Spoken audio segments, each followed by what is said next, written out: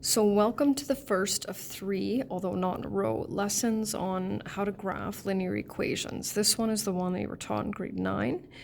So we're just going to review this one fairly quickly. It's my least favorite, only because of the time it takes, but this method is necessary for graphing in the upper level math, so it is important. So the first thing that we want to do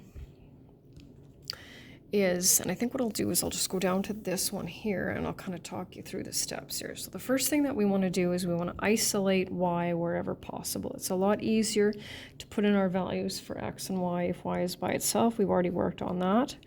So we will do that. And then the next step is to choose 3 values for x and substitute them into the equation to calculate y. Now when I do that in grade 9, I have students show me the steps. Here we're not going to do that. Now the reason we do 3, because we know we only need 2 points for a line, we do 3 just in case we make an error. And if we choose consecutive values for x, we will be able to figure out a pattern for y because it's linear. So it's entirely up to you which values you choose for x, as long as your ordered pairs fit on the Cartesian plane. So my favorite numbers to use are -1, 0, and 1. And so I'll just show you for one of them anyhow, just so that you can see how this goes. So what we do is we take, just so that it stands out here, so we want to take this value for x, and we want to substitute it into the equation in place of that value. So I will just do it once over here so you can see how it works. So y equals -4 times -1 plus 1. And y equals 5. Okay, so then we will go -4 times 0, which is 0 plus 1 is 1. And -4 times 1 is -4 plus 1 is -3. So you can see that we still have a pattern here. And these, of course, are 3 of an infinite number of ordered pairs on this line. So -1, 1, 2, 3, 4, 5, 0 and 1. 1 and 3, and I better take out a ruler here.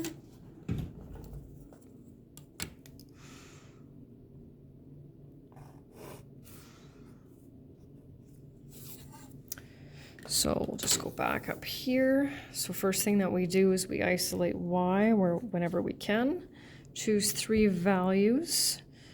Oh, I think what I'll do is I'll come back to that because we're going to need it in this one. Let's do this one here. So we'll follow that first step. We'll isolate y. 2y equals x minus 6. And we're dividing everything by 2, so watch out for that. Okay. So now we've got a fraction, which is totally fine. We've dealt with those. X, y. Okay, so now we'll go back up to our steps. Choose 3 values for x and substitute them. When you have fractions, so of course we're dealing with halves, we'd rather not graph halves. Halves aren't too bad, but we can have all kinds of different denominators, right? So we want to be able to try to eliminate that, so we're just dealing with integers. So what numbers do I need to multiply a half? By what numbers do I need to multiply a half in order to get rid of the fractions? Well, even numbers, right? So the even numbers make sense when it's 2, but when it's 3, I say we use multiples of the denominator. So if your denominator is 4, you'll use 4, right? 0, 4, 8, etc. when you're dealing with the fractions. Then you plot the ordered pairs, draw a line through the points with a, and I just say straight edge, right? Because it doesn't actually need to be a ruler, just so that it's a nice straight line. Make sure the points, the arrow goes past the points.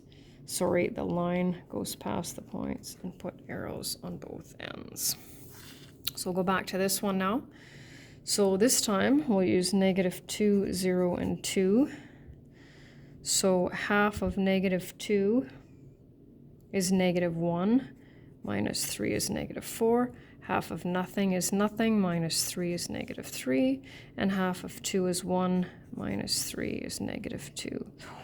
2, 1, 2, 3, 4, 0, 1, 2, 3, and 2, and -2, and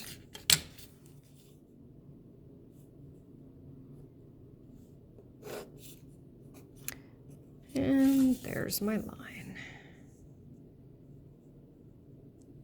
Perfect.